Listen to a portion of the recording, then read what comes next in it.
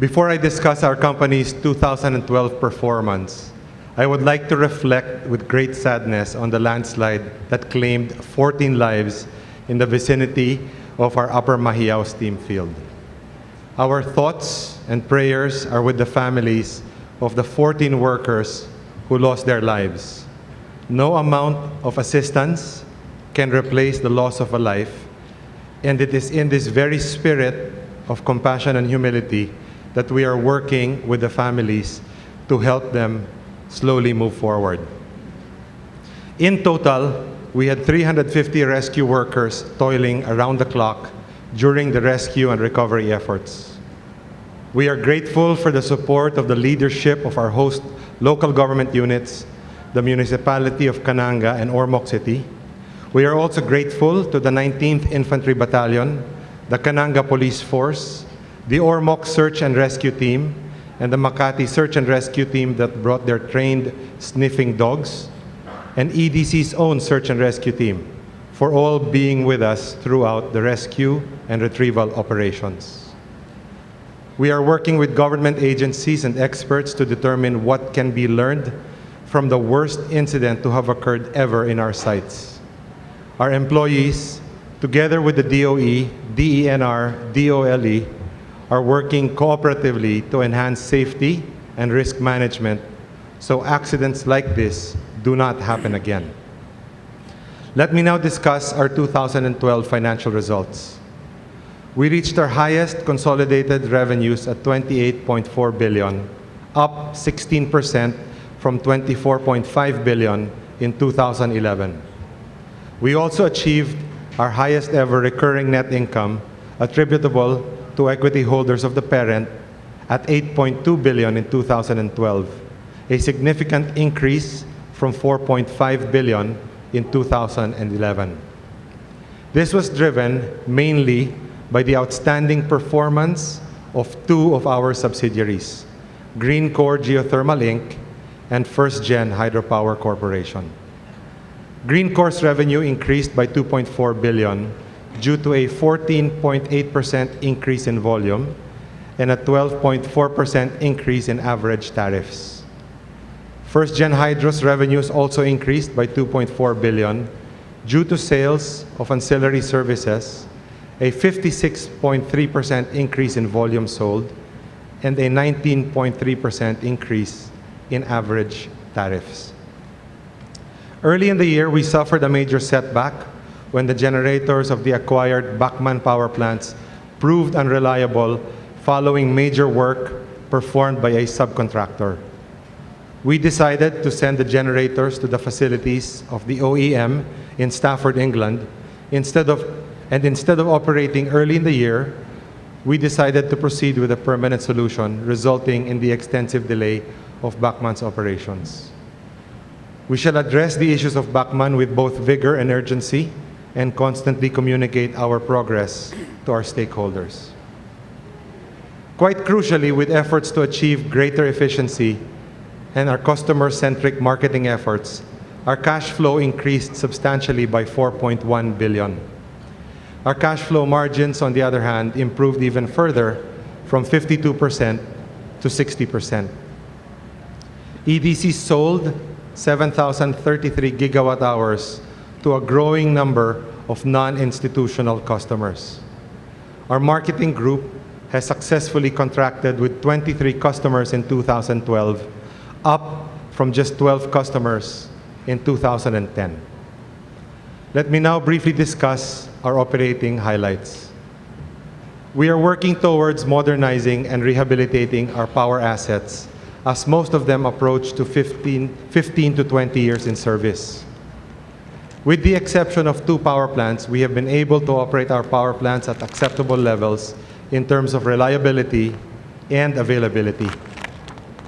Tongonan had a reliability factor of 82 and an availability factor of 75 due to the extended time required to rewind its generator, while Mindanao 2 had a low reliability factor of 89 and an availability factor of 82 due to the failure of its electro-hydraulic turbine controller just 4 weeks before its scheduled replacement with a brand new unit. Apart from these two plants, the rest of our power plants operated with at least 98% reliability factor and 97% reliability factor. Capacity factors of Unified Leyte, Mindanao 2, and Tongonan were at 75, 70, and 69% respectively. We will continue to drill replacements for our old production and reinjection wells, some of which are now 30 years old, to address these below target performance figures. Earlier in the year, we took the decision to drill less wells and focus our efforts on improving absolute performance on a per well basis. Our drilling improvement initiatives have paid off with a 12% increase in average penetration rate from 43 to 48 meters per day, and the 5 makeup and replacement wells that we had drilled in 2012 have contributed an additional 35 megawatts to our production capacity, while 2 additional wells are now being interconnected. On safety, we need to further improve our performance. Our TRIR for 2012 is 0.2, which is still a long way from international standard or best practice of 0.05. Major activities in 2012 helped us improve our safety performance, like the safety reindoctrination training of all our employees and a comprehensive safety passport system for our contractors. We also had training and a technical audit conducted by the U.S. National Fire Protection Association, or the NFPA. To prepare EDC for global operations, we began restructuring our organization from being function-led to being driven by business units. Our SBU transformation initiative has resulted in significant savings as expected in the short term. However, what is more critical is achieving the long-term effect of deeper business insights and improved decision-making, because everyone in the business unit is accountable for the bottom line. Nestor Vasay, Rico Bersamin, Dominic Camo, and Erwin Avante now head the Mount Apo, Leyte, Bacman, and Negros Island business units, respectively. The SBUs will also drive change efforts at the level of the site, and these include the rollout of SAP as the company's enterprise resource planning system, benchmarking, strategic contracting, and the modernization and integration of our control systems. These changes are already in the execution mode and will have a lasting impact on the bottom line of our business. The other major initiative we undertook in 2012 was to listen attentively to our various stakeholders. My fellow employees are my first and most important stakeholders, without whom growth and improvement would be impossible. Our 2012 Employee Opinion Survey proves that our initiatives are bearing fruit. Employee engagement is at an all-time high, with EDC obtaining an employee engagement index of 70% in 2012 versus 59% in 2010. More importantly, EDC's overall Employee Opinion Survey score also rates favorably versus the Philippine and Pan-Asian norms. We also listened to our host communities. In the 2012 Social Acceptance Survey, EDC scored an average of 95% for appreciation and 94% for willingness of the community to support the company, versus the 80% standard for high acceptance globally. Across all SBUs, the scores exceeded the global standard for high acceptance. We also listened actively to our investors. In the fourth quarter of 2010, EDC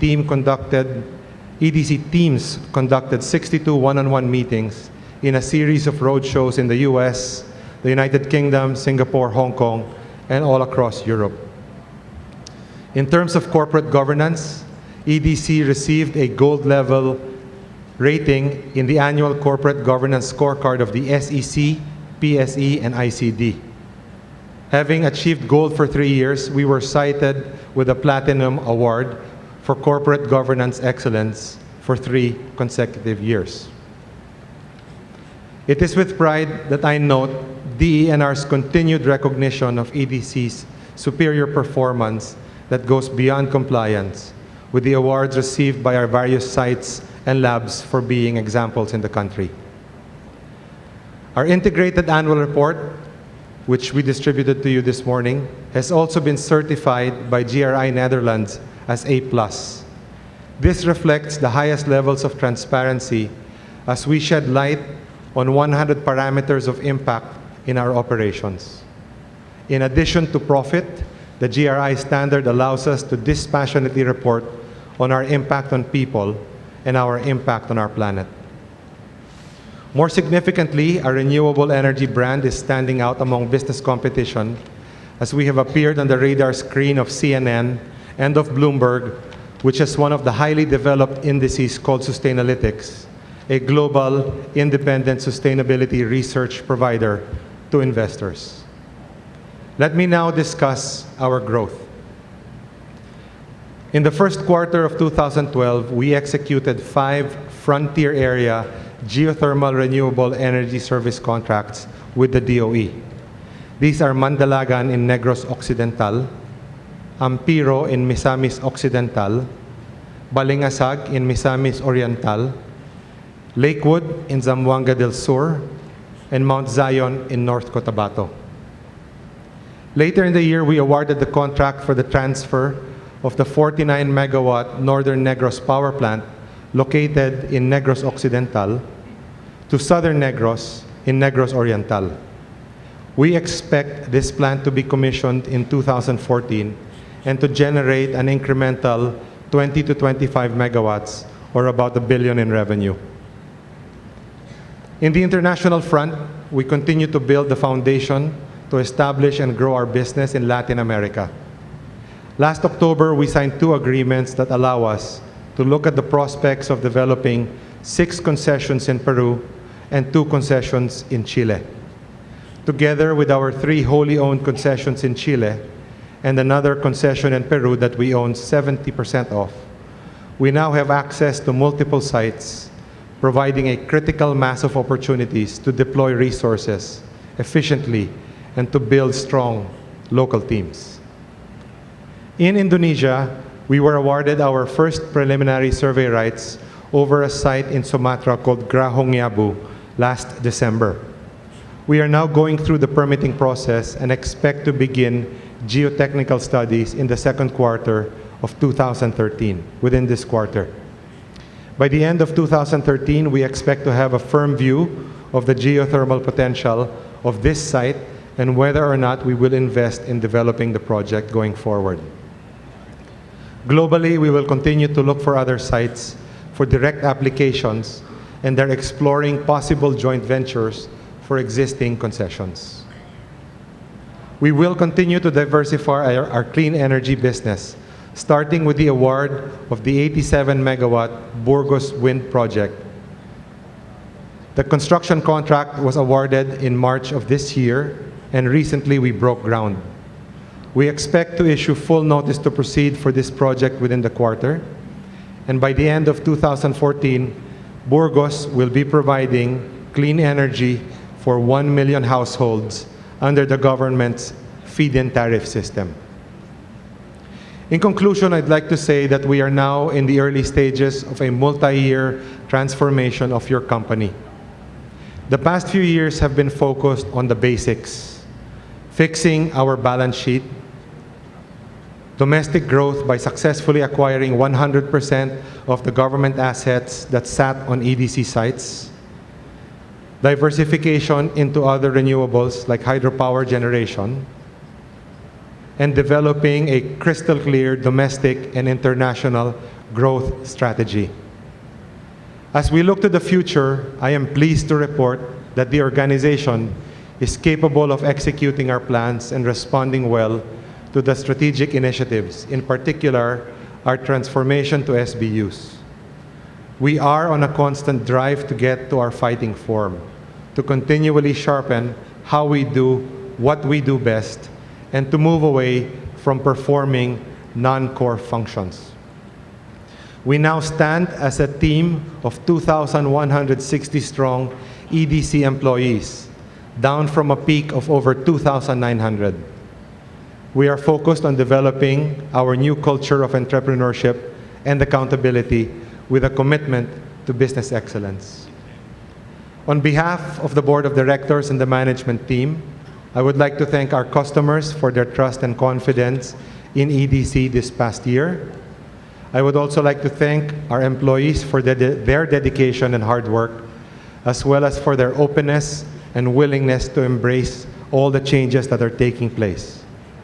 And finally, I'd like to thank you, our shareholders, and other stakeholders for your continued support during these challenging times. We have set out on an exciting and exacting journey. More than ever, we are determined to execute against our strategies that will unlock EDC's full potential and grow the value of your investment. Thank you.